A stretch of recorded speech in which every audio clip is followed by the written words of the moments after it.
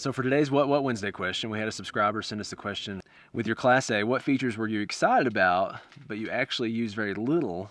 And then on the flip side, what features were you not initially impressed with, but then once you started living in your Class A, you actually found out you really liked it a lot? What?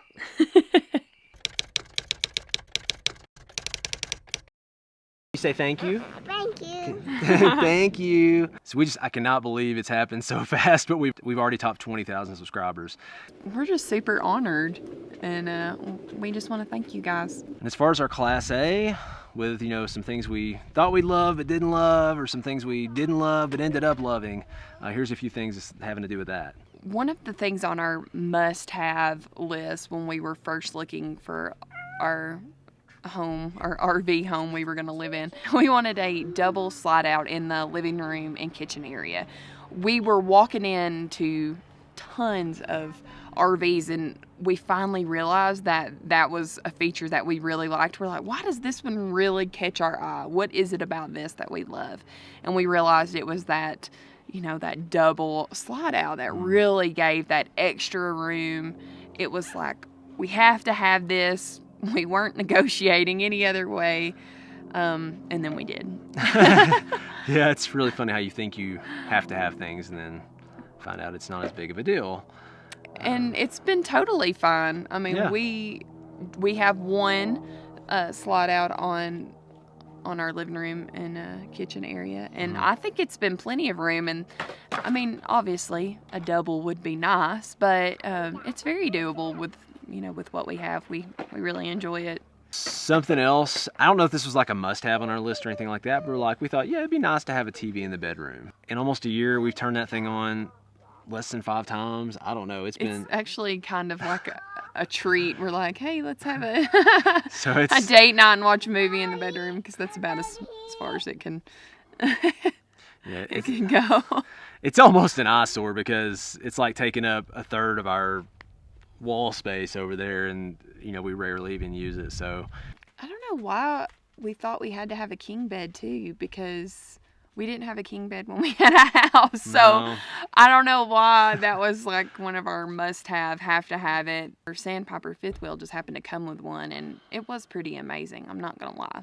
I think we didn't even know they had king beds in RVs. And yeah. Once we found out they had them, we're like, okay, we have to have that. And it was nice. Again, all these things were nice to have, but I mean, we have a queen now, and it's been fun. So. Yeah.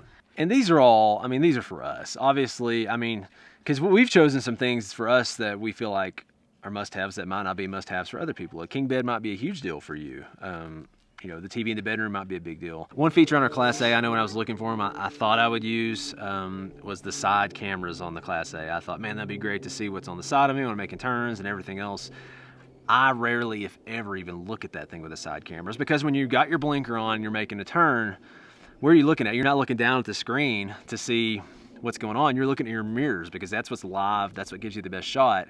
So to me, the side cameras have actually been kind of gimmicky. I haven't, at least the way I drive, I don't even look at them. And I'll transition into the things that I knew I kind of liked but didn't know I would love. I love our rear backup camera. Side cameras didn't use as much, but things we didn't know we were going to love, but we ended up loving. I've loved that thing because it helps me back into the side, helps me keep an eye on the car when it's behind me. It's just really awesome, and I do use that a whole lot. Something I've really enjoyed has been the ice maker. We never even thought of that being a huge deal, and it might not be if you're just putting ice trays in there, but we pack a lot of lunches. Yeah. And we fill up our water bottles a lot and take them with us. And I mean, just having ice on hand has been awesome.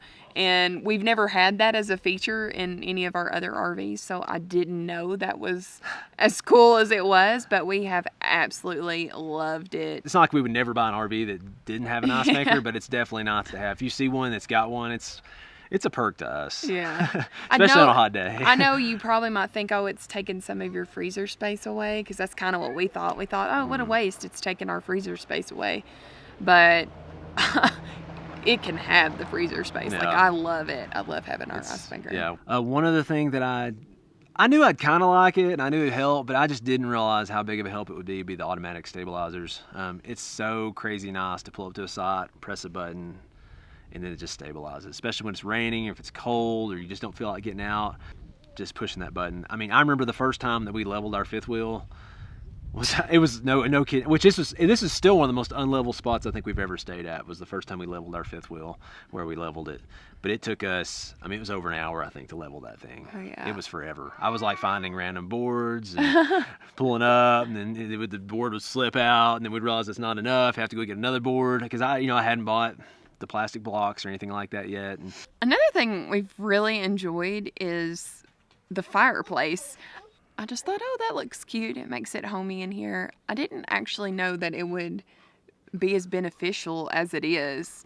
It gives off plenty of heat, and if we're staying somewhere that has an electric hookup, it uses electric instead of our propane for heat. So we've actually really enjoyed it. And sometimes that's all we use. We just use our fireplace and we're good. And so it gets really tricky when you're looking for an RV, figuring out what you love, what you don't love, what you might like, what you don't like. I mean, there's so many options on an RV, so much give and take. And we were really overwhelmed when we first started looking for an RV. And that's why the last month or two, I've actually been working on a course called How to Find the Right RV. And it talks about what's the best fit. Is it a travel trailer? Is it a fifth wheel? Is it a Class A? How much weight should I have in the RV, or how much weight can I tow for it to be safe? How do I make that must-have, nice-to-have list? Where do I go and look at RVs? I mean, just all kinds of things that I just, as I made the course, I thought to myself, how was I overwhelmed, and what do I wish someone sat down and helped me with when I was looking at buying an RV? So I've came up with this course. I'm gonna call it like a mini course. Marissa helped me with it as well, with some of the professional filming skills. You're welcome. But it's a series of 9 or 10 videos, and I've got them all broken down to easy little chunks to digest. And I've even got a few of those are free. I've got one of the weight videos is free, and then I've got a couple other videos that are free too that you don't even have to pay for. Starting off for the first week, I'm gonna have it at $19 for the course. And believe me, like when you buy an RV, if it's tens of thousands, sometimes hundreds of thousands of dollars for people, it's not even a drop in the bucket. The amount of time and money you can save. It will not stay at $19. I know it's worth way more than that. I'm gonna keep it there for a week, and then it's gonna go up, because I want to keep adding content to it. I want to add things over time to it to even give it more value. And then not only that, this is how to find the right RV.